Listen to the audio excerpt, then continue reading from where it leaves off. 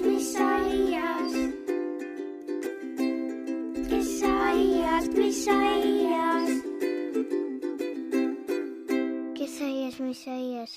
Tere tulemast kuulama alushariduse taskuhäälingut Kes mis aias? Mina olen Silja Järve. Ja mina olen Kätlin Hallik. Silja, kes ja mis meil täna aias on? Täna on meiega koos Maili Liinev. Maili on kasvatusteaduste magistrikraadiga eripedagoog nõustaja, kes on töötanud haridusmaastikul juba üle 25 aasta. Maili on töötanud lasteaias sobitusrühma õpetajana, koolis väikeklassis õpetajana. Maili on toetanud lapsi eripedagoogina ning õpetajaid superviisorina ja coachina. Maili südameasjaks on olnud ka lugemispesa loomine ja arendamine ning perede nõustamine laste lugemise ja kasvatuse alal. Maili on koostööpartner ka Tallinna Ülikoolile ja Tartu Ülikooli Narva kolledžile ja haridusteemadel silma peal hoidmine on ja kogemuste vahetamine on talle selline oluline ning ta haldab seetõttu ka Facebooki gruppe abiõpetajad lasteaias ja koolis, lugemisnõustaja ja karjääripööraja lasteaias. Ja Maili on üldse väga suur abiõpetajate fänn, et Facebooki abiõpetajate grupis on juba 3900 liiget ja grupp pakub siis lisaks töökuulutustele ka tasuta koolitusi ja abiõpetajatele võimalust oma ametiga seotud teemasid arutada. Mailil on oma koolitusfirma Maili OÜ, mille eesmärgiks on toetada kõiki inimesi, kes töötavad laste ja täiskasvanutega. Ja tema koolitusfirma põhimõtteks on teaduspõhisus ja südamesoojus koos aitab toetada igat inimest tema kasvamisel ja professionaalsel arenguteel. Ja tänane teemade ring keerleb ümber abiõpetaja töö lasteaias. Tere tulemast saatesse! Tere! Ja tere tulemast ka minu poolt. Viimati kohtusime sinuga, Maili, taskuhäälingus meie 4. saates, mille nimeks oli Meeskond kui jõujaam. Töötasid siis veel koolitusfirmas Hooling ja käisite rääkimas siin meeskonna tööst, hoidmisest, loomisest ja enesehoiust. Aga mis on olnud vahepealsel perioodil sinu jaoks olulisemad muudatused nii sinu enda elus kui ka alushariduses? Ja aitäh küsimuse eest, et tõepoolest, et täna olen siin ja oma personaalbrändiga, et Maili OÜ on tulnud minu nimest ja annan siis oma sellise kvaliteedi kaasa kõiges, mida ma teen. Ja alusharidus on jätkuvalt minu jaoks minu kirg. Teen palju meeskonnakoolitusi ja olen pühendunud sellele, et tõesti iga lasteaed, aga ka kool ja tegelikult palju laiemalt siis ka selline sotsiaalvaldkond, inimesed, kes töötavad inimestega, saaksid toetatud. Ja kui me nüüd räägime täna just sellest alusharidusest, siis meeskonnakoolitusse on ju alati kaasatud kõik inimesed. Et vahel küsitakse niimoodi, et kas me ikka kõik tuleme? Jah, kõik tulevad. Juht tuleb, kojamees tuleb, ei ole nii, et juht tellib meeskonnakoolituse ja ise ei tule. Ja kui oluline siis on see seal, et me tõesti näeme seda igat inimest selles meeskonnas ja kohtume. Ja ongi abiõpetaja on igas lasteaias palju olulisem inimene võib-olla, kui me üldse tajume. Õpetajad ütlevad, et nad saavad abiõpetaja puudumisest aru siis, kui teda ei ole kohal. Ehk abiõpetaja võib-olla ongi selline imeline inimene, kellega me oleme nii harjunud, et me ei olegi alati teda märkamas ja seda enam on mul väga hea meel, et me saame täna sellest teemast rääkida. Aga mis on siis vahepealsel perioodil sinu jaoks olnud näiteks olulisemad muudatused alushariduses? Kindlasti on väga paljud asjad muutunud. Näiteks on muutunud seesama meeskonnatöö palju mitmekesisemaks, sellepärast, et kui me räägime täna just abiõpetajatest, siis abiõpetaja muidugi, ega ta 4 aastat tagasi ka ei olnud enam söögitädi, ta oli õpetaja abi, aga vahepeal on ju ka seadused muutunud ja sellepärast on abiõpetaja roll ikkagi selgelt muutunud ja me räägime aina rohkem lapsest lähtumisest, mis tähendab seda, et rühmas peab olema rohkem inimesi, et saaks lastele siis individuaalselt läheneda ja abiõpetaja abiõpetajate teema on väga tähtis ja väga hea, et me saame sellest täna rääkida, sest nad on väga olulised meeskonnaliikmed. Ja näiteks ka see, et kui mina mõtlen selle peale, et mis see abiõpetaja rolli muutus siis tähendab, et kui mina ise olin lasteaias, alustasin õpetajana tööd ja hiljem lasteaias töötasin eripedagoogina, siis ma mäletan neid hetki, kus ma eripedagoogina vaatlesin rühmas tööd ja märkasin, et siis nimetati söögitädideks neid, istusid laua taga koos lapsega nii kaua, kuni laps oma söögi ära sõi ja kõik olid sellega nõus. Nii õpetajad kui juht ja kõik arvasid, et niimoodi see asi käibki. Et täna me oleme jõudnud hoopis teise kohta, kus me ei sunni lapsi sööma ja abiõpetaja roll on hoopis midagi muud. Aga kes võib siis saada abiõpetajaks täna? Ja milline ettevalmistus võiks või peaks olema abiõpetajal lasteaias? Me oleme astunud suured sammud ikkagi abiõpetajate väärtustamise suunas. Abiõpetajal peab uue alushariduse seaduse kohaselt olema vähemalt keskharidus ja lapsehoidja kutse. Tähendab seda, et riik on hakanud mõistma seda, et lastega töötades ei saa töötada nii-öelda suvalised inimesed. Et on väga tähtis, et me saame sellest aru, et inimesed, kes töötavad lastega, neil peab olema haridus. Ja loomulikult ka siin kohe, kui ma selgitan või ütlen üle selle, mis see seaduse nõue siis on, et sama tähtis on võib-olla ka kogemus. Ja? Nii et tõepoolest siis see seadus kehtestab seda, et abiõpetajal peab olema vähemalt keskharidus ja lapsehoidja kutse ning eesti keele oskus vastavalt keeleseaduses ja selle alusel kehtestatud nõuetele või, et nüüd kindlasti on oluline, et tihtipeale aetakse segamini justkui et jaa, aga ei, või on siis nii, et vähemalt keskharidus ja pedagoogilised kompetentsid, mis on siis kirjeldatud lapsehoidja kutsestandardis ning eesti keele oskus vastavalt keeleseadusele. Et see tegelikult on väga oluline punkt, et kes siis sinna abiõpetajaks sobib, et ei pea muretsema selle pärast, mis vahepeal oli abiõpetajatele suureks mureks, et kas nüüd selle seadusega ma pean seaduse järgi nagu kaotan oma töö, aga tegelikult see ei ole.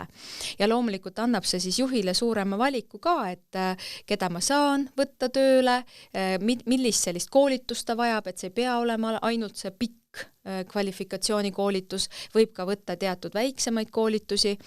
Nii et tegelikult me oleme liikumas selles suunas, kus abiõpetajaid väärtustatakse. Aga kui minna nüüd tagasi selle küsimuse juurde, siis minu arust on kõige tähtsam see, et abiõpetaja peab tahtma oma tööd teha. Et see on nagu põhiline asi ja ta peab olema valmis näiteks lastega tööks. Et enam me ei räägi sellest, et abiõpetaja pakub süüa, koristab ja et ta peab olema valmis. Ta peab, kohe tahan rõhutada seda, peab aktsepteerima erilisi lapsi.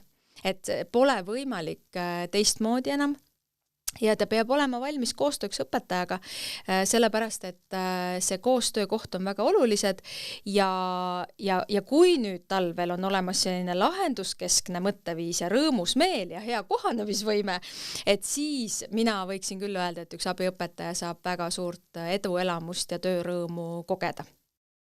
Et kui mina näiteks lasteaias käisin, et siis olid söögitädideks ja ma olen ka sattunud kokku vestluspartneritega, sealhulgas ka lapsevanematega, kes siis endiselt seda nimetust kasutavad. Et aga täna on meil lasteaias abiõpetajad ja muutunud pole vaid see nimetus, vaid ka siis töö sisu ja see planeerimine. Mis on veel peale selle nime muutunud siis? Ja väga hea küsimus, sellepärast, et ega siis nimi ei muuda ju seda sisu, et tõepoolest söögitädi, õpetaja abi, assistent, et me nimetame nüüd abiõpetajaks, aga tegelikult kas see roll on muutunud ja kuidas see roll siis muutub, et kas see, et nüüd on teine nimetus sul paberi peal ja siis päeva pealt ma olengi täitsa teistsugune. Ja muidugi, kuna ma käin väga paljudes lasteaedades üle Eesti, siis see pilt on väga erinev. Et tõepoolest on organisatsioone, kus abiõpetaja ongi täisväärtuslik meeskonnaliige, näiteks meeskonnakoolitustel ei saa aru, kes on abiõpetaja, kes on õpetaja, kes on juht, inimesed teevad ühiselt tööd, jagavad samu väärtuseid ja tõesti on nagu läbi räägitud olulised asjad. Samas on abiõpetajaid, kes tulevad koolitusele ja nad vajavad väga julgustust, tunnustust ja sellist selgitust üldse, mida see töö tähendab. Ja sest ma pean eripedagoogina ülioluliseks, et iga inimene, kes lastega kokku puutub, et nad peavad teadma selliseid ju baasilisi lapse arengu seaduspärasusi või baasiliselt seda, et nii-öelda, mida hullem on lapse käitumine, seda suurem on tema abivajadus. Et kui me seda ei tea, oleme nii-öelda selline tavatasandil, et siis me võimegi laskuda mitte halvas mõttes sinna, et me tõstame häält, me hakkame näägutama, ironiseerima, õiendama või häbistama, aga et seda kindlasti ei tohi olla. Ja ma pean hästi oluliseks seda, et iga inimene, kes lasteaias töötab, et me peaksime lapsest lugu. Ja mida see tähendab, ongi see, et me kuulame, selgitame, räägime rahuliku häälega, oleme lõputult kannatlikud. Ja tõepoolest, et see abiõpetaja, siis see uus roll on ka see, et lapsele toeks olla, aga et valmis oleks meeskonnatööks on ka, see on hästi oluline. Eelmises saates kuulsime aasta lasteõpetaja mõtteid. Ta rõhutas, et väga oluline on just koostöö enda tiimiga ja enda meeskonnaga. Eesti lasteaedades on tiimides erinevad süsteemid, ehk siis 2 õpetajat pluss abiõpetaja, 1 õpetaja, 2 abiõpetajat, mis tähendab siis seda, et rühmameeskond võib olla komplekteeritud väga erinevalt, aga alati on seal abiõpetaja. Et mida abiõpetajad rühmameeskonnas teevad ja milline on abiõpetaja roll rühmameeskonnas? Jah, täpselt, et kui vanasti oli hästi selge, et igal pool oli 2 õpetajat ja õpetaja-abi üle Eesti, kõik oli väga selge, siis nüüd on nagu täpselt, nagu sa ütlesid, väga palju erinevaid võimalusi ja ka kattuvat tööaega, mis peaks olema ju ideaalne võimalus, kus me tõesti saame teha grupitöid, kus me saame läheneda igale lapsele ideaalselt, aga kahjuks ei ole see alati nii lihtne. Et ma tean üsna palju selliseid lugusid, kus inimesed ütlevad, et 3 inimest on samal ajal tööl ja 1 töötab ja teised istuvad ja ootavad. Sellepärast, et seda koostööd ja meeskonnatööd ju peab õppima. Sellepärast, et kus kohas sa siis seda me ei oska seda nii sama ja eriti veel siis, kui mõelda nii, et see abiõpetaja, kes ennem oli õpetaja abi, ja ta on 30 aastat teinud seda rahulikult oma tööd, mis on, tõi süüa ja koristas ja tegi tublisti oma tööd. Ja nüüd korraga öeldakse talle, et tule tee rühmameeskonnatööd, tee meiega meeskonnatööd. Miks? Et mis see siis nagu tähendab? Ja tõesti see, et see on tegelikult väga oluline, et me juhtidena ja õpetajatena mõtleme selle peale tõesti, mis see motivatsioon on, et miks ta siis seda tahab teha või lausa on ka koolitustel jagatud lugusid, kus abiõpetaja hakkab vastu töötama. Et ta ütlebki niimoodi, et aga mul palka pole tõstetud, miks ma peaksin seda tegema. Ja hästi oluline ongi siin mõista, et see rahulolematus on tegelikult ju täitsa inimlikult võttes ju põhjendatud, et miks ma pean sellise raha eest tegema nüüd korraga nagu õpetajatööd või näiteks meeskonnatöö mõttes ka näiteks see näide, et üks abiõpetaja kunagi rääkis niimoodi, et mina teengi tegelikult õpetaja eest kõik töö ära. Et isegi kui ta läheb koosolekule, siis ma asendan teda ju. Et ma teengi tegelikult kõik ära. Ja võt see rühmameeskonna töö tähendabki ju tegelikult seda, et me võtame sellise konkreetse aja, me saame kokku, me räägime asjadest ja kui me koolitusel siis selgitasime sellele inimesele või rääkisime, et mida see õpetaja teeb, et ongi et me oleme hea inimeste ja töötajatena võrdsed, aga vastutusala on ju väga erinev. Näiteks siis see abiõpetaja oli väga imestunud, ütles niimoodi, et mulle pole keegi öelnud, et tõesti õpetaja vastutab lapse arengu jälgimise eest, peredega koostöö eest, pedagoogilise töö eest, ütles, et ma ei teadnud seda. Mulle tundus, et õpetaja muudkui särab seal ja mängib lastega ja see ei ole üldse paha asi, et keegi ei taha ju halba, vaid et see meeskonnatöö tähendab seda, et meil on vastutus osaleda meeskonnatöös. Ja see on kindlasti üks vastutus, mida abiõpetaja peab tajuma, et peab võtma sellise hoiaku, et jah, ma olen valmis rääkima, suhtlema, kuulama, kompromisse tegema ja see on see algus. Et mitte see, et ma ei taha, miks ma pean, vot, et see on nagu selline väga-väga oluline. aga samas on niimoodi, et võib-olla abiõpetajal on lihtsam seda teha, kui on õpetajad ees, ja siis tema on see abiõpetaja, aga on ka ju neid süsteeme, kus on mitu abiõpetajat. Et kuidas siis seal meeskonnas need rollid saaksid jaguneda? Et ongi, et tõesti, nagu me rääkisime, et väga palju erinevaid selliseid võimalusi, et siis jälle on ikkagi väga oluline on see, et me teeme koostööd. Et on selline, et see koostöö ikkagi demokraatlikus maailmas on koostöö tegevus vestlus. Ja üks selline uus asi, no jah, tegelikult võibki öelda uus asi, sellepärast, et ajalooliselt ei ole pedagoogikas olnud sellist asja, et rühmameeskond tuleb, võtab aja, istub maha ja räägib läbi. Aga enam me ei saa niimoodi, et me läbi ei räägi, sest meil ei ole mass lapsi, meil ei ole kindlaid tunde, kindlaid kellaaegu, et me peamegi läbi rääkima teatud asjad ja kui näiteks on 2 abiõpetajat, siis seda enam me peame ju rääkima, et oota, mida keegi teeb, millal, mismoodi see välja näeb. Sellepärast, et kui me omavahel ei suhtle, siis tekivadki sellised küsimused. Noh, näiteks, et jah, meil on üks laps, kes vajab lisaabi ja tuge, aga mida see tähendab? Kui oluline on see, et me teeme kõik 3 ühte ja sama asja teatud asjades. Et kõik need asjad tuleb läbi rääkida ja mina rõhutaksin siin ikkagi seda, et õpetaja on selle rühmameeskonna juht, ja tema vastutab selle eest, et ikkagi inimesed oleksid kaasatud, leitakse see aeg, nagunii igapäevane suhtlus nagunii, eks ju, aga tõesti leitakse see aeg, et omavahel suhelda ja täpselt on ka, et see õpetaja jälle sõltub väga palju organisatsiooni kultuurist, ehk see tähendab jällegi seda, et juhid peavad võtma selle vastutuse, et kas on üldse selline koht ja aeg loodud, kas me väärtustame rühmameeskonna koostööd. Ja kui neid ühiseid kokkusaamisi, koosolekuid oma tiimiga pidada, siis kaob võib-olla ka ära see koht, et abiõpetaja mõtleb, et ma teen kogu aeg seda õpetajatööd, et siis saabki läbi rääkida, ja õpetaja saab ka läbi mõelda, mis on need asjad, mida ta saab nii-öelda delegeerida, milles keegi tahab vastutust võtta, et igaüks ka seal meeskonnas peaks saama selliseid oma tugevusi ka rakendada.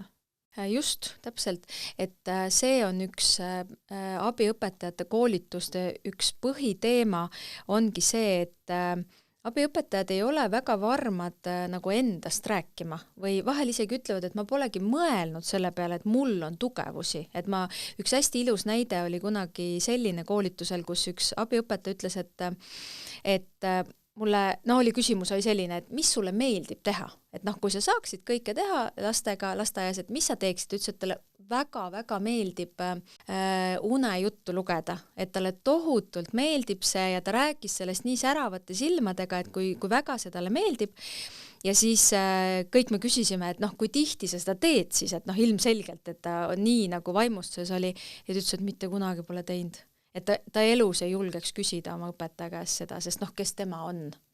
Ja siis me julgustasime teda, see oli selline pikem koolitussari, et küsi õpetaja käest, et äkki ta ikkagi lubab sul. Ja ta oli nii õnnelik järgmine kord, kui ta tuli, sellepärast, et õpetajal oli väga hea meel ja ta ütleski tõesti, et õpetajal polnud õrna aimugi sellest. Ehk see on hästi oluline, et me julgeme asjadest rääkida ja see õpetaja ka küsib abiõpetaja käest ja abiõpetaja ei kardaks öelda asju, sest kindlasti on palju asju, mis meile ei meeldi ju. Igas töös on sellist asju. Kuigi see on väga erinev, osad ütlevad koolitusel, kõige hullem asi on pesu vahetamine. Oi kui õudne, kardan juba ette seda. Ja teised ütlevad, kõige parem asi, kaasan lapsed, saan ise liigutada, nii tore. Nii et hästi oluline on tõesti see koostöö, see rääkimine, omavahel suhtlemine ja selline avatus. Ja muidugi ma tahan rõhutada ka seda, et see avatus ei tähenda seda, et sa abiõpetajana räägid kõike, mis sa tahad, vahet pidamata ja ütled nii, et nii on, lööd jalaga vastu maad ja ütled niimoodi, et mina sain praegu julgustust siit sellest saatest, mis ma kuulasin, Maili rääkis ja et nüüd hakkab mina ütlema, kas asjad on. Et koostöö tähendabki seda, et mõlemad pooled saavad rääkida, kuulata, kompromisse teha. Et see on väga-väga oluline. Aga mis oleks sellised head näited või mida praktiseeritakse lasteaedades, et kuidas luuakse seda koosolekute ruumi ja seda aega? Nüüd ongi niimoodi, et viimastel aastatel on paljud lasteaiad väga teadlikult võtnud selle organisatsiooni kultuuri osaks.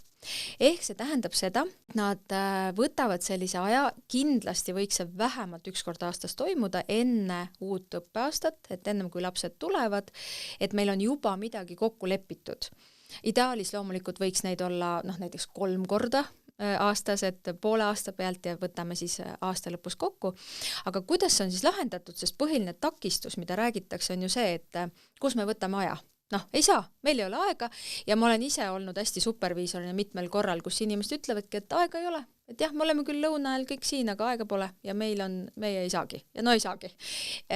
Aga jälle, ja see on organisatsiooni teema, et ega see inimene ise töötajaga, tema saabki öelda, et mul ei ole aega. Mis nad on teinud, siis sellised head praktikad on see, et näiteks on niimoodi, et selle ühel rühmal on oma nii-öelda rühma sõber. Näiteks kas on muusikaõpetaja, ma ei tea, üks juhtidest, logopeed, või siis nad nagu ma ei tea, ala kõrvalrühmaga sõbrad.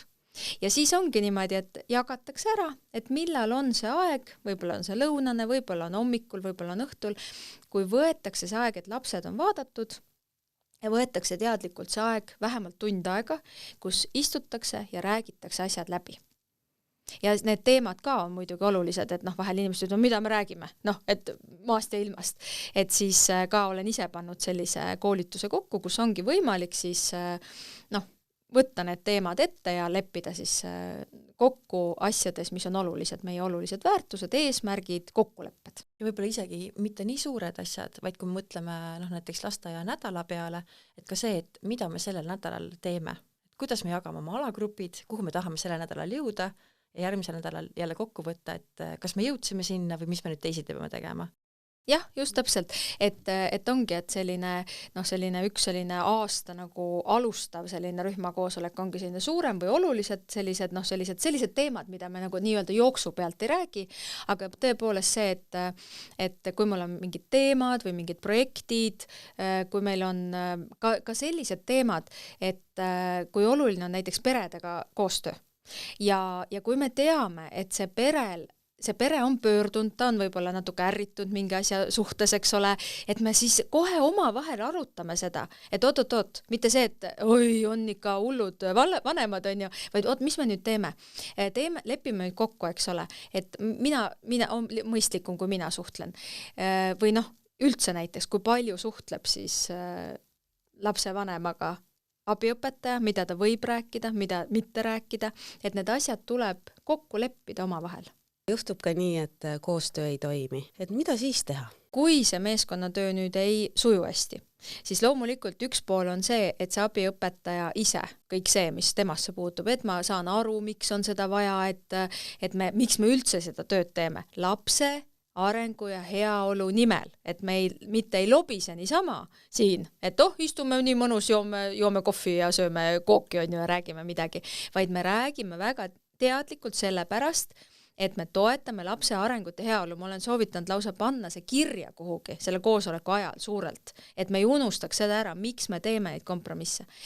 Ma isiklikult pean väga oluliseks ikkagi õpetaja rolli juhina, oma nii-öelda osakonnas, sellepärast, et tema on see, kes peaks kokku kutsuma selle koosoleku, kes peab julgustama, kes ideaalis peaks tooma välja abiõpetaja parimad omadused ja pluss kõige rohkem siis ikkagi juht, sellepärast, et kui juht näeb organisatsiooni tervikuna ja ta näeb ja toetab seda, siis juba juhi roll näiteks ka selles mõttes, et ei tööta see meeskonnatöö, tõesti.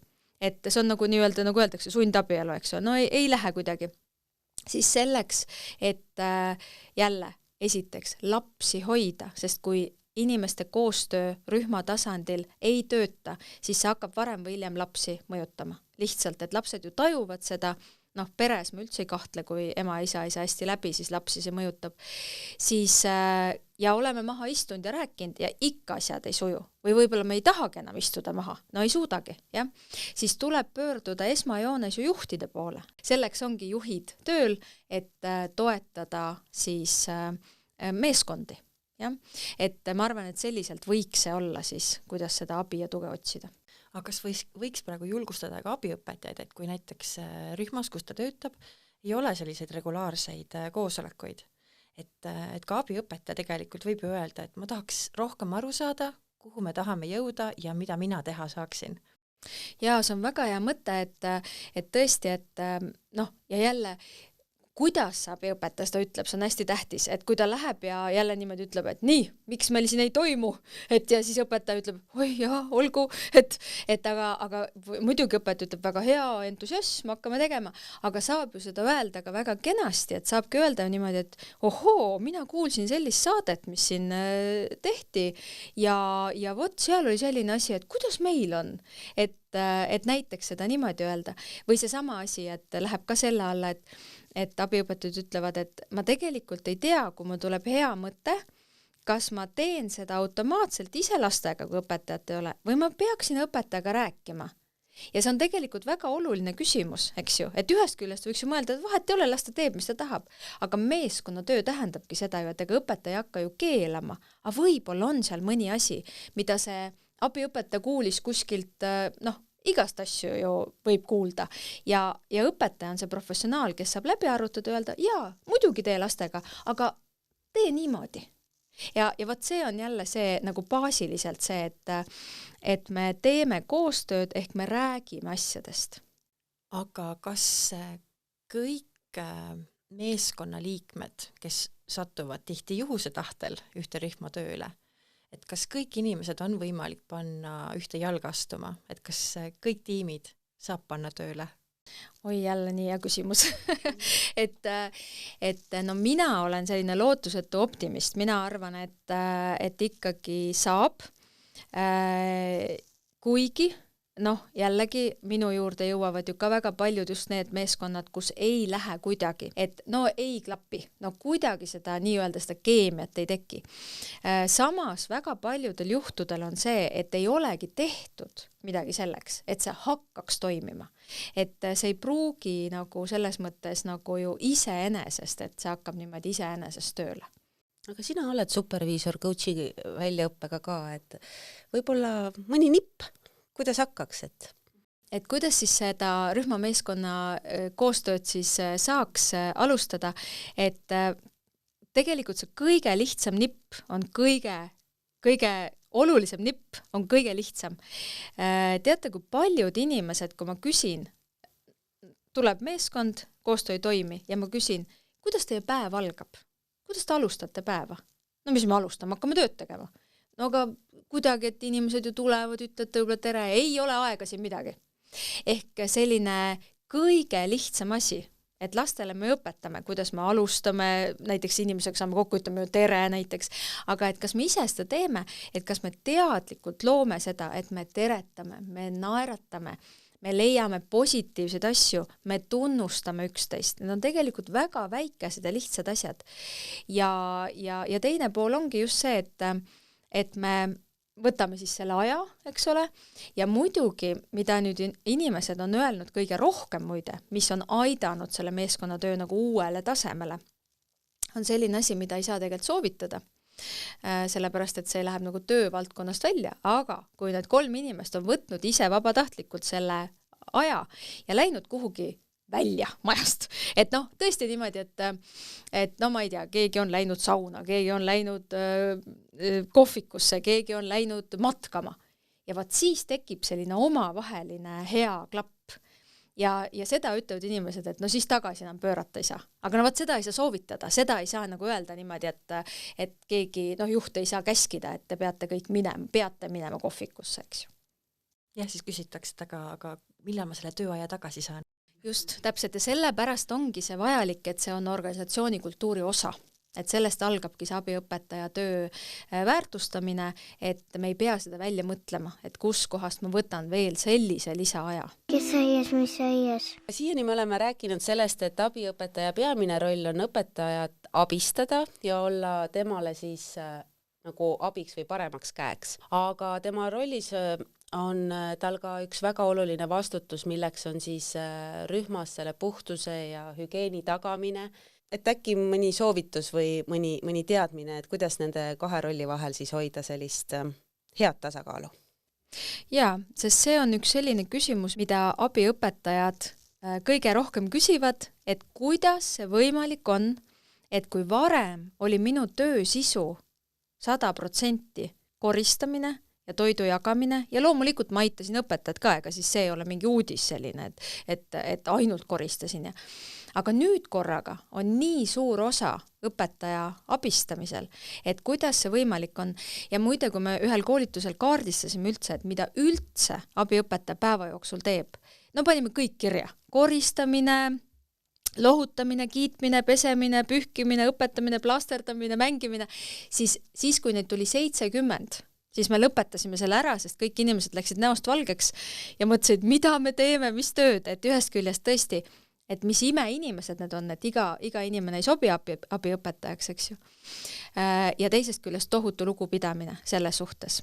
Ja kuidas seda siis teha või kuidas siis, kui sa nii palju asju teed, et mis see siis, sul peavad olema prioriteedid. Sa ei saa lihtsalt kõike seda teha. Ja väga selgelt on üks prioriteet, peab olema laps. Et laps on prioriteet ja see peabki nii olema, et kui laps nutab, siis ma jätangi oma põranda pühkimise pooleli ja lähen lohutan last.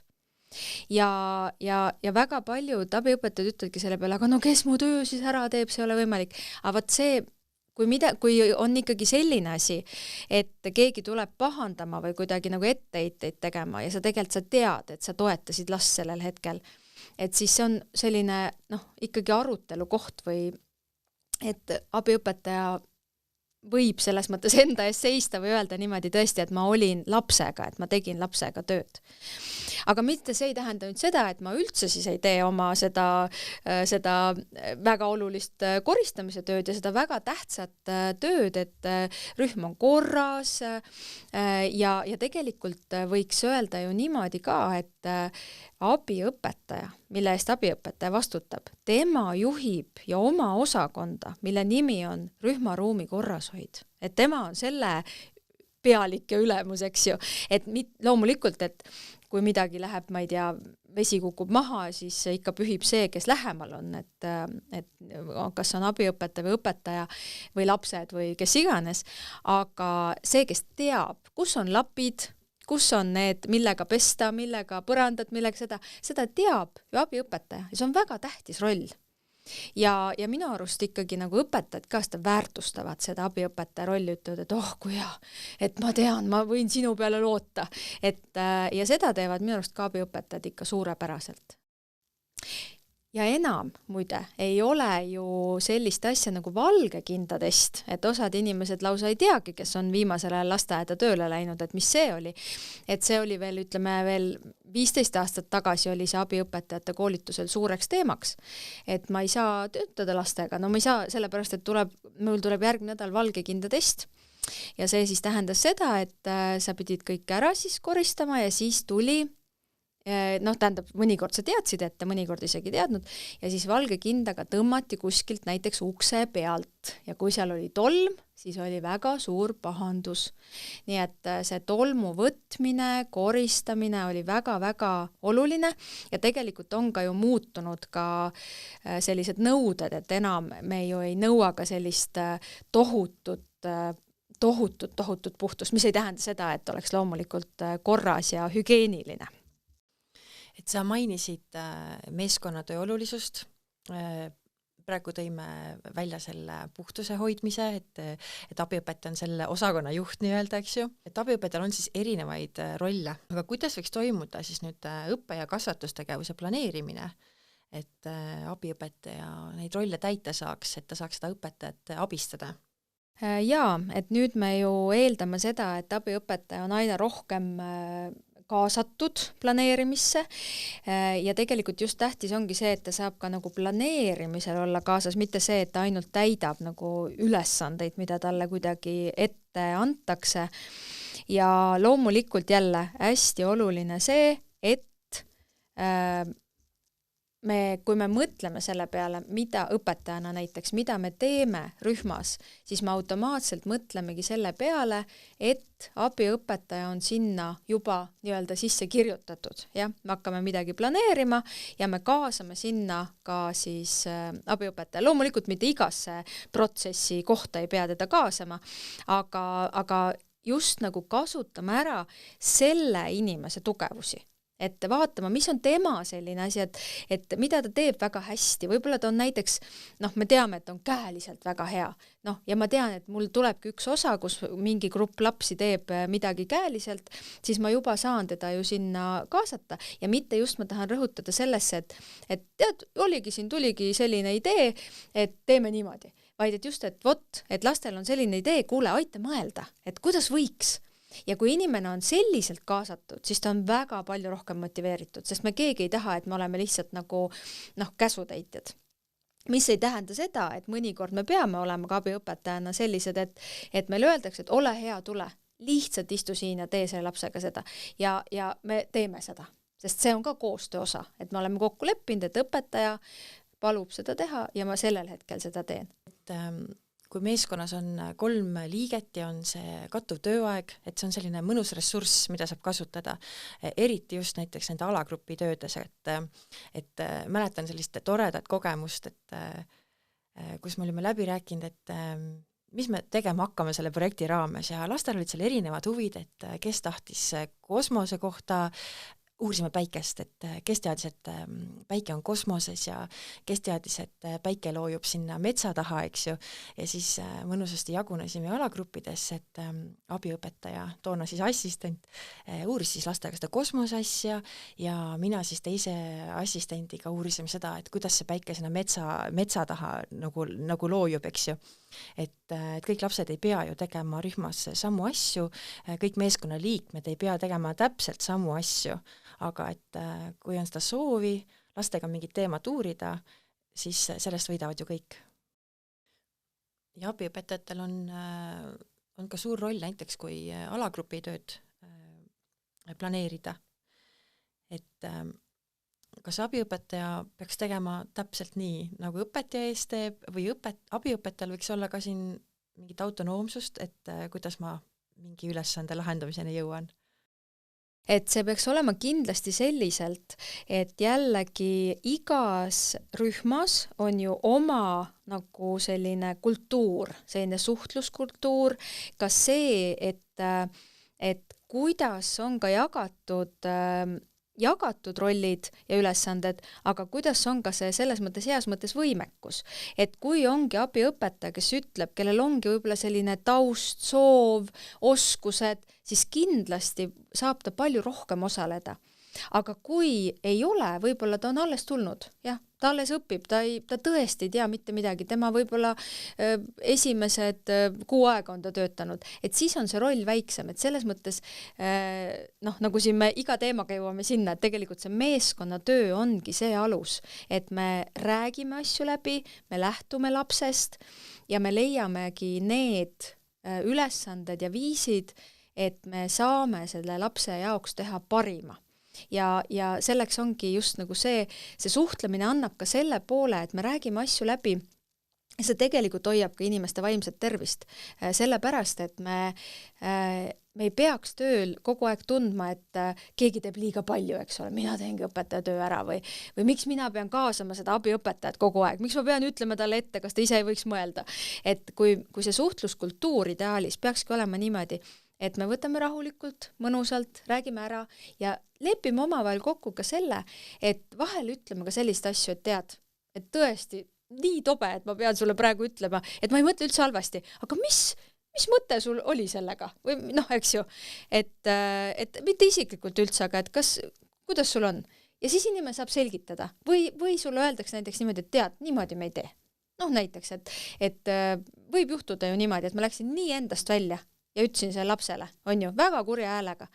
Ja õpetaja ütleb, et tead, teinekord, et kui sa tunned, et läheb ikkagi meel, silmest läheb mustaks, siis ole hea, vaata mulle otsa, ma tulen, võtan üle, et seda me ei tee. et lapse peale me häält ei tõsta.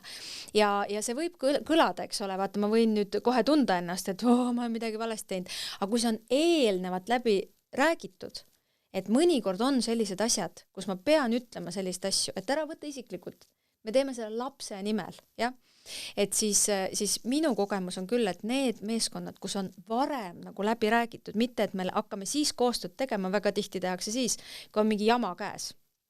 Aga ideaalis võiks olla koostöö just siis, kui mingit jama veel ei ole ja siis me räägime asjad läbi. Ja meil on mingid kokkulepped, mis võiksid olla ka kirjas.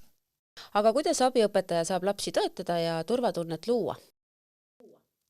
Jah, võt see on kõige tähtsam küsimus. Et see ongi, miks abiõpetaja üldse lasteaias töötab, selle jaoks, et laps tunneb ennast turvaliselt täiskasvanutega, kellega ta seal koos on. Ja see on kõige olulisem ja tõesti seda enda mõtteviisi võib abiõpetajana kontrollida, et kas on see, et lapsed on sellised tüütud putukad, kes segavad mul siin koristamist ja mõni on veel eriti tüütu ja vastik, vaid et lapsed vajavad tähelepanu, kiitust, tuge, seda südamesoojust ja lõputut selgitust ja suunamist, et see ongi niimoodi, et ühe korra ütled ja ei aita. Ja selline jutt, et tänapäeva lapsed ja küll nad ikka, tänapäeva lapsed on üldse väga hullud ja kõik, et selline, see ei vii mitte kuhugi. Ja tõesti, et me saamegi last toetada sellega, kui mu enda silmad on soojad. Ma vaatan seda last sellise pilguga, et ta on lihtsalt laps ei ole kunagi näiteks süüdi selles, et vanem jõuab hiljem ja ta ei jõua hommiku ringi. Me ei tohiks kunagi vaadata ta vihase näoga, sest kas laps sai seda valida. Ja mitte ka vanemat ei pea vihase näoga vaatama, sellepärast me ei tea seda lugu, mis seal taga oli. Ja tõesti, et me oleme lapse jaoks olemas, me kuulame teda, peegeldame tema juttu, võtame ta sülle, vahel abiõpetajad küsivad, kas võib sülle võtta, kas võib pai teha, kas see ei ole, ikka võib, see on tähtis, kui laps tahab muidugi seda, et ei pea vägisi. Ja muidugi see, et kui me märkame seda, et lapsed, kelle käitumine ei ole kuidagi eakohane või kes ei saa kohe oma asjadega hakkama, et kõige olulisem asi on jääda rahulikuks. Alati jääda rahulikuks, sellepärast, et inimlikult me võime küll reageerida, ja kuidagi nagu, ajab ju vihale ja tõesti näiteks inimesed ütlevad nii abiõpetajad kui ka õpetajad, et kui hea, et seda last täna ei ole, jumal, ma saan oma tööd teha. Et see ongi see, et milliste silmadega ma vaatan, et kas ma saan aru, et see laps, kes niimoodi käitub, ta vajab abi ja abiõpetaja ei tohiks oma sellise murega ka kunagi üksi jääda. Et kui ma tahan last toetada ja ma vaatan, et ma ei saa, et tal on mingi mure sees, käitumine näitab seda, et räägi oma õpetajaga, räägi oma juhiga, oma tugispetsialiga, otsi abi. Et üksinda ei pea abiõpetaja kunagi selliste muredega jääma. Turvatunnet saab luua ka inimene, kes ei ole üle väsinud. Ehk et kui ma tahan jõuda, et jälle selline nagu meeskonnatöö võimalus või selline üksteise toetamise võimalus, et kui seal on keerulisemad lapsed ja see kulutab rohkem energiat, eks ju, et see on ka võimalus abiõpetajal pakkuda õpetajale võimalust korra rühmast välja minna ja ka vastupidi, eks ju, et abiõpetajal on ka see võimalus, eks ju, et räägime läbi, et mul on praegu vaja korra aeg maha võtta. Ja see on väga tähtis, et see ongi jälle see meeskonnatöö mõte, eks ju, et kui me hoiamegi sellega oma vaimset tervist ka, kui me märkame, et mul on raske või ma ei taha, võib-olla ma ei tahagi tulla tööle enam, et sellepärast, et on keeruline, siis ma räägin asjadest. Ja ma arvan, et see on võib-olla üks keerulisemaid asju, sest väga tihti inimesed mõtlevad, ma saan hakkama, nad peavad lolliks mind, on ju, ma ei näita välja, et ma olen loll, olen vait ja siis tundun targemana ja et see, kuidas öeldakse, et rääkimine hõbe, vaikimine kuld ja see on väga ilusasti öeldud, aga lihtsalt, et teatud kontekstis see ei aita mitte kedagi, et see ei aita seda last, see ei aita ühtegi töötajat, et vahel peab asjadest rääkima. Abiõpetaja rolli juurde kuulub ka suhtlemine lapsevanematega. Kas ja kui palju abiõpetaja peaks lastevanematega üldse suhtlema? See on küsimus, mis on tekitanud väga palju küsimusi. Sellepärast, et kui me suhtleme lapsevanematega, siis see nõuab teatud professionaalseid oskuseid. Ma ei räägi sellest, kui vanem küsib, et kas ta magas, kas ta sõi, kuigi ka need küsimused võivad olla mõnikord keerulisemad, kui nad kõlavad. Aga minu arust töötab väga hästi see, kui omavahel on kokku lepitud, mida, millal ja kuidas me räägime. Minu arust ei ole väga hea näide see, kui ühes lasteaias, vähemalt ühes mulle on sellest räägitud, tehti siis selline seadus, et abiõpetaja ei tohi öelda ühtegi sõna lapsevanemale. Ja kohe öeldigi, mitte ühtegi sõna. Ma ei ole kindel, kas tere võis öelda, küllap ikka tere võis öelda. Aga tõesti, ja millest see tuli, oli see, et oli väga negatiivne näide, kus õpetaja ütles ühte juttu, on ju, abiõpetaja ütles teist ja tekkis tohutu segadus, pahandus ja siis otsustati, et üldse abiõpetaja ei tohi rääkida. Ja minu arust see ei kõla mõistlikult. Eriti, kui me praegu mõtleme seda, et kui on see kattuv tööaeg, erinevad ajad, et kuidas, kelle käes see vanem siis peab asju küsima. Ja kas mitte ei ole nagu hea mõte see või mida väga paljud rühmad siis praktiseerivad, ongi kokku lepitud, et kui lapsevanem tuleb ja küsib abiõpetaja käest, siis abiõpetaja igatahes vastab rõõmsa näoga, ütleb, et jaa, et ma saan vastata näiteks sellele küsimusele, et kas olid need püksid ära kuivanud või kas peab homme võtma mingid asjad kaasa, seda, mis ta teab. Aga kõik see, mis puudutab lapse arengut, mingisuguseid lapse vaatluseid, arenguvestluseid, mille eest abiõpetaja ei vastuta, siis ta saabki ennast öelda, et selle küsimusega saab pöörduda õpetaja poole ja minu arust kõlab see väga mõistlikult ka vanema jaoks. Ja võib-olla siin on jälle selline meeskonnatöö nüanss, eks ju, et kui abiõpetaja annab lapse õhtul lapsevanemale ja lapsevanem on millegi pärast murelik ja mingi keeruline teema näiteks arutelu alla tulnud või midagi on juhtunud, et siis seda kindlasti ka nagu õpetajale edastama, eks ju. Aga kuidas ja millal seda teha, et mõned head näited võib-olla, et ka sellist nagu töö ja puhka ja sellist tasakaalu hoida, et õpetaja näiteks iga õhtu ei peaks neid telefonikõnesid vastu võtma, et nüüd juhtus see, et või kuidas seda siis lahendada, et kõik oleks nagu ühises infoväljas, keegi oleks infosulus. Sellepärast see ongi nii tähtis, et tõesti, et väga hästi küsitud, et hästi oluline on ju see tasakaalu hoidmine, et me ei pea olema niimoodi, et tööpäev lõpeb ära ja siis kogu aeg Messengeris on sul mingisugused tööteated, mis kogu aeg siis võtavad selle tähelepanu ära. Loomulikult on ka see, et me võime selle Messengeri hääle endal maha võtta, eks ju, aga võib-olla ma ootan mõnda muud sõnumit. Igatahes peaks olema kokkulepe, kuidas toimub meeskonnas selle 3 inimese vahel infovahetus. Kuidas me suhtleme? Näiteks, kui kõik lepivad kokku, et jah, mul sobib, kõigile meile sobib Messengeris suhelda. Võib-olla me saadame meile näiteks, jah? Aga kindlasti peab olema selline kokkulepe ka, kui on nüüd väga oluline info. Et õhtul selgub väga oluline info, siis mis on see oluline info, selle peab muidugi ka läbi rääkima, et näiteks kui tuli väga ärritunud lapsevanem, kus ütles, et homme päev lähen kaeban kuhugi, eks ju, siis on mõistlik see info siiski kas siis õhtul või hommikul esimese asjana omavahel läbi rääkida, aga kui asjad on sellised väikesed, on ju, et andis seda teada või selgus see ja see, et siis kas meil on mingisugune ühine keskkond või kuhu me selle kirja paneme, et see peab kokku leppima siis omavahel. Sest tavaliselt kõige suuremad probleemid algavad infost, kommunikatsioonist. Et infot ei vahetata, selliselt ei ole kokku lepitud ja näiteks abiõpetajad tihti, ma ei saa infot kätte. Ja sellised teemad peab tõesti kokku leppima. Mis aies? Sa kohtud enda koolituste kaudu paljude abiõpetajatega ja küsin sellise trikiga küsimuse võib-olla, et mis on sellised peamised vead, mida tehakse teadmatusest? Jah, et ongi see teadmatus on ju see, et keegi ei tule ju lasteaeda hommikul tööle, et hakkan tegema nüüd vigu. Et minu arust on ikka kõige suurem see pool, kui last ei nähta indiviidina, et ei nähta seda last ja temaga suheldakse sellisel viisil, et tõesti kas karjutakse, näägutatakse ja vahel niisugune näägutamine ja ironiseerimine, selline on veel hullem, eks ju. Et just sellepärast hullem, et me ei pane seda ise tähele. et kindlasti võib-olla see ja selline ka tähelepanust ilmajätmine, mida ju vanasti hästi palju kasutati, et kui laps käitus halvasti, öeldi mine eemale, mine oma tuppa, jonni seal ära. Et täna me ei jäta oma emotsioonidega hädas olevat last üksi. Ja võib-olla ka see, mis on ikka lapsele ja õpetajale väga raske, kui tegelikult abiõpetaja ei taha oma tööd teha. Et kui ta ei taha teha seda, sealt põhjused võivad olla väga erinevad, miks ta seda teha ei taha, siis see tekitabki neid nii-öelda vigu või otseses mõttes.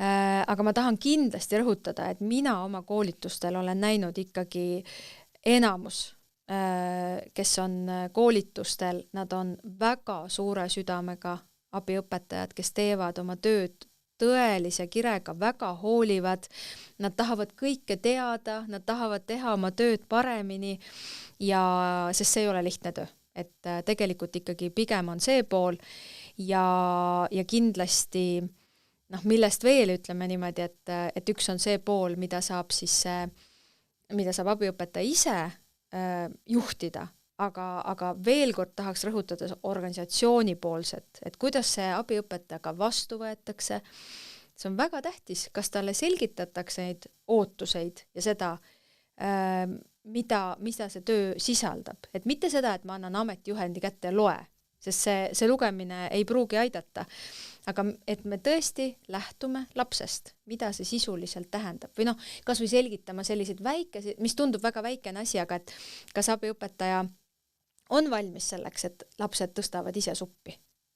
See on väga tüütu, sest nad ju plökerdavad, pesevad ise oma pintsleid. Jälle, kõik on värvine. Ja? Et kas me oleme valmis sellisteks või et ma ei saa koristada põrandat sellepärast, et üks laps on otsustanud oma mängu pooleli jätta. Ja jällegi, et see tuleb omavahel siis kokku leppida, et sellest ei tekiks pahandust, et ongi kokku lepitud, et kui ta jätab pooleli, siis näiteks on seal silt peal, jätan pooleli, kui kauaks. Või on ta tehtud spetsiaalse vaiba peale, mida saab siis liigutada, et abiõpetaja saab ka oma asja ära teha. Et mis ma tahan öelda, et need vead tulevad tihti peale mitte abiõpetajast, vaid jällegi sellest, et organisatsiooni tasandil või rühma tasandil ei ole lihtsalt asju läbi räägitud. On väga raske olukord nii lastele kui õpetajatele, kui abiõpetaja ei taha tööd tegelikult teha. Ja kuna sa tõesti oma koolitustel puutud kokku abiõpetajatega ja oled seda teemat uurinud, ja võib-olla meie kuulajad ka kuulevad praegu, mõtlevadki, et ma ei taha oma tööd teha, aga ma ei tea, miks. Mis need põhjused võiksid olla? Et see ongi see väga oluline küsimus, et ma jõuaksin sinna, et ma küsin, miks ma ei taha seda teha. Et ma ei ole nagu et ma ei ole autopiloodi peal, et ma lihtsalt teen, käin, need kannatan ära need lapsed, aga tõesti, miks ma ei taha ja mis need põhjused siis võivad olla, et abiõpetaja töö üldse lasteaias töötamise töö on ju väga intensiivne. Et see nõuab füüsilist tervist, vaimset tervist, sotsiaalset tervist. Sotsiaalne tervis on suhtlemine. Kogu aeg ma suhtlen. Ja läbipõlemine võib ka hiilida ligi niimoodi, tavaliselt ta hiilibki just niimoodi ligi, et me ei märka seda enne. Ja üks märk võibki olla see, et ma ei taha enam minna tööle. Või ma ei tunne mitte mingisugust rõõmu. Ma ei saa aru, vanasti küll oli tore ja rõõmus ja isegi lapsed ju rõõmustasid, nüüd vaatad, mis nad ikka rõõmustavad. Et need põhjused võivadki olla sellised, et ma olen hästi palju ennast üle kurnanud, näiteks ka inimestel on väga raske. See on üks põhilisi asju, mis ka selline enesehoiu koolitustel, töörõõmu koolitustel öeldakse. Ma tegelikult tean, et pärast tööpäeva peaks ukse kinni panema, aga ma ei tee seda. Ja seda ütleb enamus inimesi. On mõned inimesed, kes ütlevad, mina olen läbi põlenud, ma mitte kunagi enam ei võta koju tööd kaasa. Ja abiõpetajad täpselt samamoodi. Nad võiks ju mõelda niimoodi, et õpetaja vastutab ju nii paljud asjade eest, et õpetaja mõtleb veel edasi. Abiõpetaja mõtleb samamoodi, sest tal on mure. Ta mõtleb, kuidas ma seda last saan aidata. Täna ei jõudnud seda, kuidas, ja ta mõtleb seda nii palju. Ja siin on olulised siis need asjad, et jälgida seda vaimset tervist, jälgida tõesti seda, et kui on ikkagi enam ei ole rõõmu ei ole, siis ei taha tööle tulla, võib-olla tekib hirm, et see tekibki hirm mingi situatsiooni eest, ma ei taha selle lapsega jääda kahekesi, ma kardan seda lapsevanemat, sest ühe korra ta vaatas mind kurja pilguga või kui kõik ajab nutma juba, jah, või siis tekib selline tohutu väsimus, tahaks kuidagi nagu koopasse ära minna, et need märgid on tegelikult väga olulised märgata ja hakata enda eest hoolitsema, et ka näiteks, kui sul on selline hea suhe oma rühmaõpetajaga, et näiteks talle rääkida, öeldagi, et ma tunnen, et ma ei tunne ennast hästi, et võib-olla mõnikord on võimalik ka selline paar päeva võtta lisaks nädalavahetusele ja tõesti võttagi see aeg maha või oma juhi käest küsida nõu. Et hästi oluline on mitte jätta ennast selle murega üksi. Sellepärast jälle, et kui ise ei mõtle enda peale, siis võib mõelda niimoodi, et ikkagi ma pean tööl käima nagu tervena ja laste pärast lähen hoolitsen enda eest. Et mitte, et see nii lihtne alati oleks, aga vahel ma koolitajana ütlen niimoodi, et koolitaja käskis puhata. Ja siis kõik naeravad rõõmsalt, ütlevad, kui tore, ma lähengi kohe puhkama, sest koolitaja käskis. Et kindlasti on see väga oluline, eriti tänasel päeval, kus on palju pingeid, ja ka, ütleme, üks asi on ühiskonnas, aga tõesti ka inimesed ütlevad, et kes on pikalt lasteaedades töötanud, nad pole kunagi näinud nii palju, et lapsed, ja ma ka ise ka, kui ma käin lasteaedades eripedagoogina, et lapsed on hästi palju on seda pinget, on palju närvilisust, on palju sellist käitumisprobleeme, mis ongi tegelikult selge peegeldus sellest ühiskonnast, mis praegu meie ümber on, et lapsed lihtsalt peegeldavad seda väga. Ja kui me ei mõtesta ja väga palju ennast ei analüüsi, ei ole seda oskust lihtsalt, siis see võib mõjuda kohe meie enda vaimsele tervisele. Et enne, kui sa meie saatesse tulid, siis sa tegid enda Facebooki grupis abiõpetajad lasteaias ja koolis sellise väikese üleskutse, kus sa siis uurisid, et mis on sellised mured ja rõõmud abiõpetajatel. Et millised on peamised mured ja rõõmud? Et esiteks, kui ma sain sellise rõõmsa uudise, et ma olen oodatud siia saatesse, siis ma olin nii tänulik, et abiõpetajatest räägitakse. Et see on tõesti väga-väga oluline teema, aitäh teile, et see on oluline ja ma tean, kui paljud seda saadet kuulavad ja ootavad, et see on suur asi.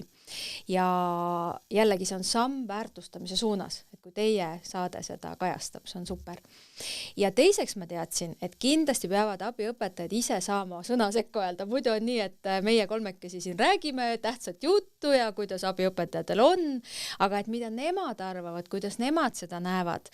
Ja tõesti ma olen loonud selle grupi sellepärast, et oleks see koht, kus nad saavad suhelda ja oleks see koht, kus saab oma muredest ja rõõmudest siis rääkida ja hoian ka ise silma peal, et tõesti, et oleks siuke hästi ilus ja hea ja toetav kultuur siis. Ja tõepoolest tegin siis küsitluse ja nüüd mul on suur au öelda siis, mis selgus. Et selline arutelu oli olemas, inimesed rääkisid, täitsa pikalt jagasid ja kõige selline populaarsem teema, millest siis kõige rohkem räägiti, oli ikkagi see töö sisu ja ametinimetus. Et mida see ikkagi tähendab, et vot nüüd on abiõpetaja, need uued rollid, osalemine aktiivselt õppetegevuses ja laste toetamises, aga et mida see nüüd tähendab, on ju, see segasus oligi selline. Ja kindlasti tekitas nagu küsimusi siis seadus, uus seadus, selles mõttes see uus alushariduse seadus, et mida see kaasa toob. Ja vahepeal ma kaasasin ka tõesti spetsialiste sinna kommenteerima, et nad oleks kindlustunne, et kedagi ei lasta lahti, sest ka minule isiklikult hakati näiteks massiliselt Messengeri inimesed hakkasid kirjutama, et kas mind lastakse lahti. Et see on hea, et on selline koht, kus inimesed saavad rääkida. Ja räägiti ka väga palju sellest töökoormust ja vastutusest, et vastutus on väga suur, rolle on palju, muidugi töötasust, palgast ja puhkustest, et tegelikult see töötasu peaks olema suurem, ma usun, et sellega on kõik nõus, et keegi seda ei vaidle vastu, et see palk ei peegelda seda töökoormust ja vastutust ja muidugi seda ka, kui erinev on, et ma olen viimasel ajal kuulnud, kuidas abiõpetajatel ikkagi näiteks võimaldatakse pikem puhkus, ja selliseid boonuseid, aga see on väga erinev ju omavalitsuste kaupa, et see on erinev. Ja ka toodi välja seda koostööd õpetajaga, et kui oluline ikkagi see koostöö on ja arutleti ka selle üle, et kui palju siis on ikkagi sellist otsustamisõigust lastega suhtlemisel ja või kuidas see koostöö toimib, et see ongi tegelikult see küsimuse pool. Aga suurimad mured siis, mis välja toodi statistiliselt, siiski esimene üllatus, palk. Et palk ikkagi, inimesed ütlesid, et ikkagi teeb muret ja muidugi töökoormus, seadusandlikud küsimused ja siis ka see madal väärtustamine ja prestiisi küsimus. Et praegu tunnetatakse pigem, et kui me räägime sellest, mulle jääb tihtipeale kõrva, et siiamaani öeldakse ju kasvataja, näiteks ajakirjandusest niimoodi korduvalt ikka kuulen, ja siis väga paljud oli siin ennem juttu, et ikkagi see söögitädi ja asi ei ole mitte ainult sõnavahetuses, vaid asi ongi selles väärtustamises, asi on selles, mida see sõna sisaldab. Ja muidugi ka varasemalt on toodud seal grupis välja näiteks seda, et kes meie ees seisab. Et kes on meie selline, juba seal keegi ütles, et teeme oma sellise ühingu, et kes teab.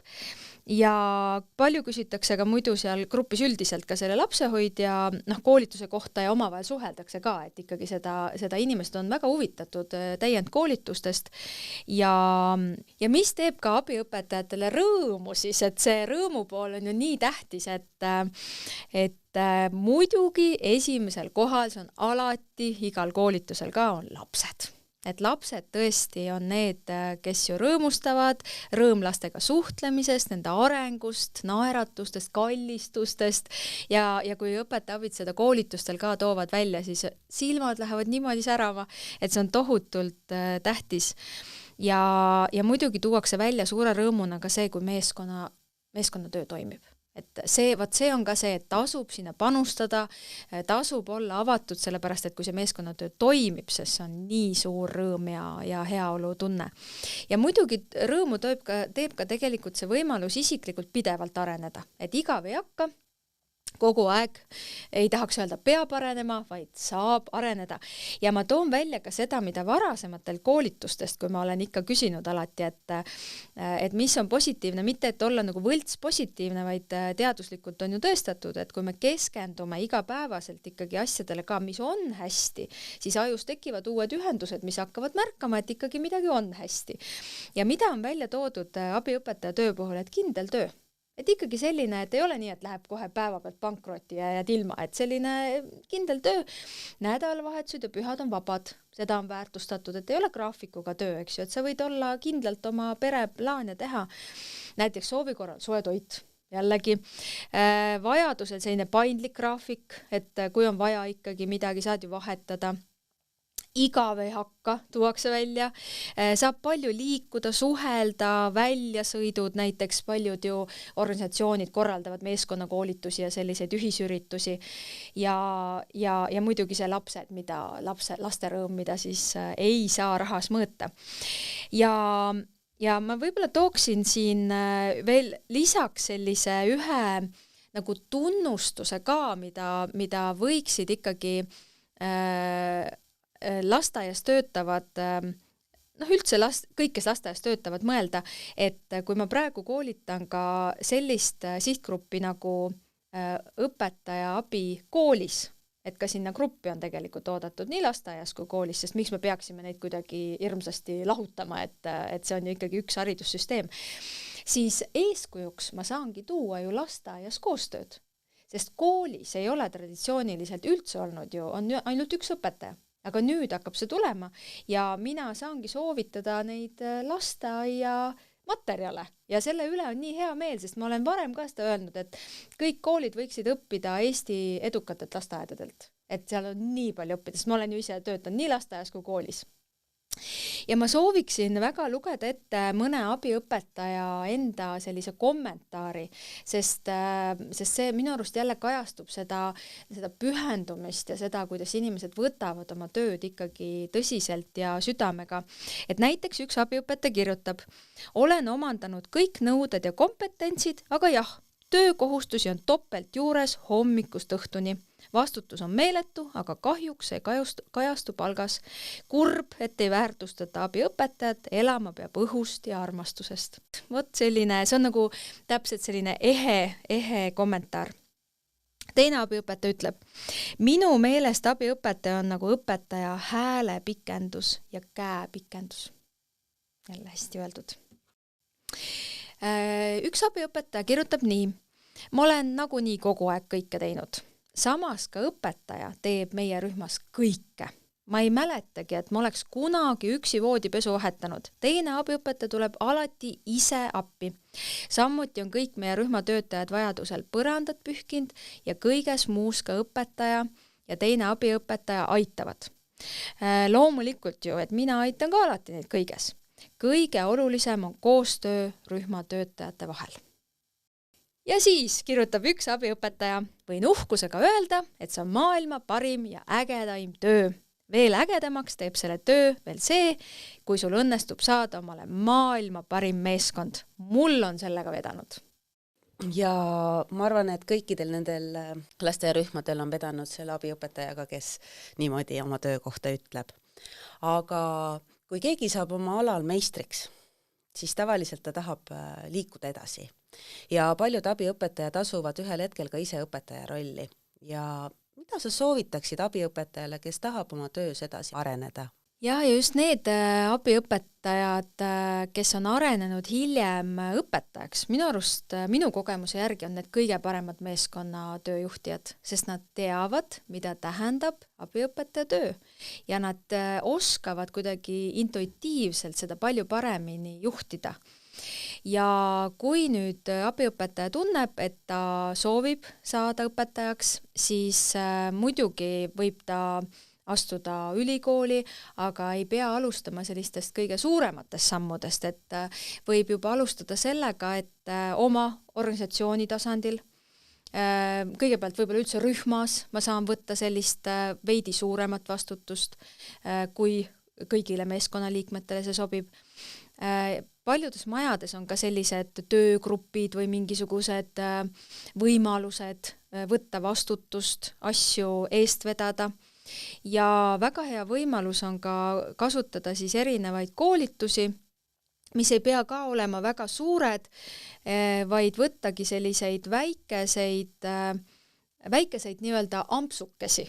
Et mul on endal hästi hea meel, et kuna ma olen siin alushariduse fänn, siis hea meelega pakun ka selliseid tõesti väikeseid pedagoogilisi täiendkoolitusi, mis sobivad nii õpetajatele kui abiõpetajatele ja tõepoolest, et siis on võimalus erinevatel teemadel siis ennast täiendada ja need kõik on väga praktilised siis lasteaedadega seotud teemad.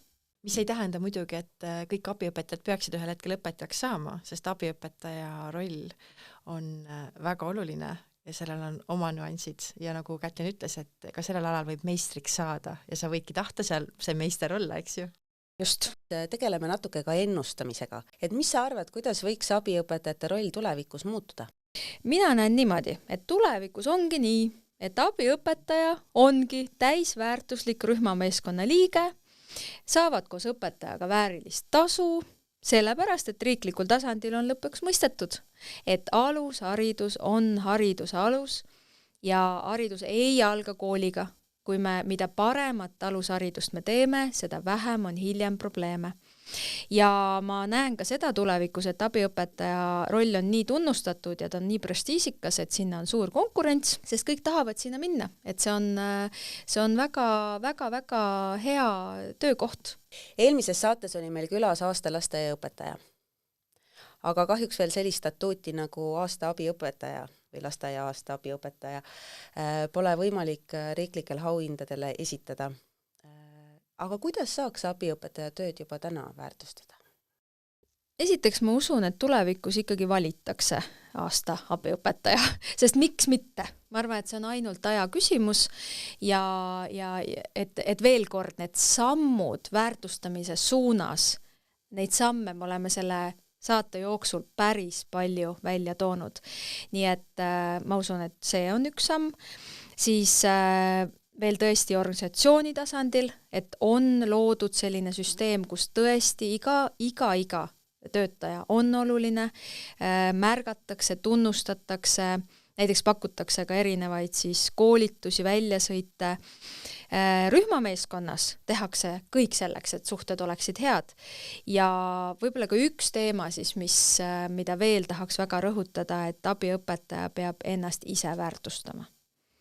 Et kui inimene, kes ise ennast väärtustab, näeb seda, et ta on oluline, et tema tööst sõltub palju, ta teeb tegelikult väga olulist tööd. Et see, et tal on au teha tööd lastega, kes on tulevikus suured inimesed, selline eneseväärtustamine annab juba sellele tööle palju juurde. Ja ma soovin tänada südamest kõiki abiõpetajaid, kes seda tööd suure südame ja hingega teevad ja kindlasti õpetajaid, kes loovad sellise suhtluskultuuri, et kõigil on rühmas hea olla ja tänan ka juhte, kes oma inimesi sellisel moel väärtustavad, et nad tunnustavad ja hoiavad neid. Ja meie tahame tänada Maili sind, et sa tulid ja avasid selle abiõpetaja teema ja kui kirglikult ja kui ilusasti sa sellest teemast rääkisid ja me loodame mõlemad Siljaga, et sind jagub nendele abiõpetajatele toeks ja kes vähegi tundis, et võib-olla ta vajab sellist kaasamõtlemist või koolitust, et siis ka sinu puudutus ja sinuga kontakt juba aitab neid oma töös parem olla. Aitäh sulle, Maili! Aitäh kutsumast!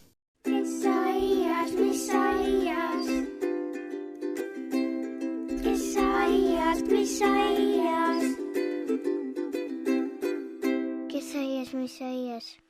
Aitäh kuulamast! Jälgige Facebooki lehte Kes mis aias. Kuulata saate meid YouTube'i kanalist, Spotify'st või SoundCloud'ist.